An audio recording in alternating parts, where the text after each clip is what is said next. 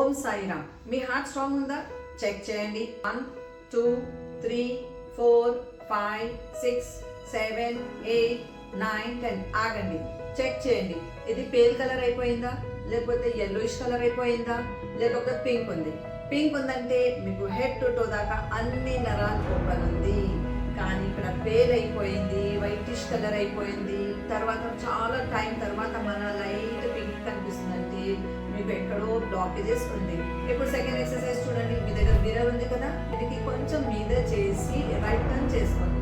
Year కిందతో ఇక్కడతో facial muscle start అవుతుంది. ఈ మజిల్ ఉంది కదా, ఇక్కడ మీకు ఒక నర్వ్ చాలా ఉబ్బిపోతుంది, లేకపోతే మీకు ఇక్కడ చాలా పెయిన్ అవుతుంది, డిజీనెస్ వస్తుందంటే మీకు బ్రెయిన్ దగ్గర ఆక్సిజన్ పోతలేదు, మీ హార్ట్ సప్లై చేసలేదు ఆక్సిజన్. ఇంకా మీ హార్ట్కి ప్రెషర్ పడుతుంది, దాంతో మీ బీపీ లెవెల్స్ హై ఉంటుంది.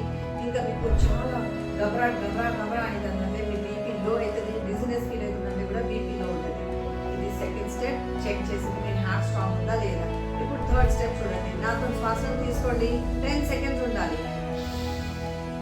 10 సెకండ్స్. 1 2 3 4 5 6 7 8 9 10. ఈ 10 సెకండ్స్ దాకా మీరు ఉండినప్పుడు దాకా మీకు ఈజీగా బ్రీతింగ్ అలానే ఉన్నారంటే నో ప్రాబ్లం.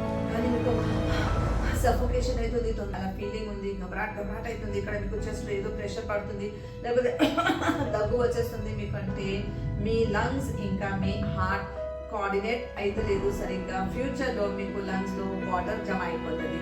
సో ఇది థర్డ్ టెస్ట్ ఉంది. ఇప్పుడు ఫోర్త్ టెస్ట్ చూడండి. మీ హార్ట్కి సింపుల్. మీ డాక్టర్ ఏం చేస్తుంది, మీరు ఎప్పుడైనా హార్ట్ స్పెషలిస్ట్ వెళ్ళకపోతే ఇది ఉంది కదా మీ చేతికి, ఇక్కడ ఏం చేస్తుంది ఆయన ఇలా పల్స్ రేట్ చెక్ చేస్తుంది కదా. ఇక్కడ ఇండెక్స్ ఫింగర్, ఇక్కడ సెంటర్ ఫింగర్ పెట్టండి. ఇంకా చెక్ చేయండి.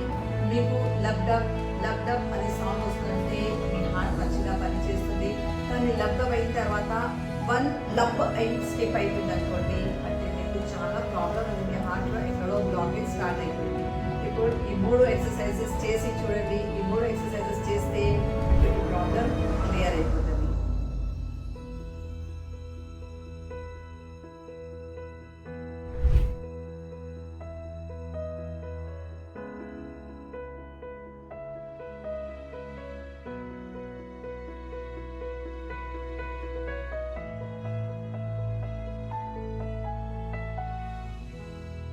చేసి చూడండి.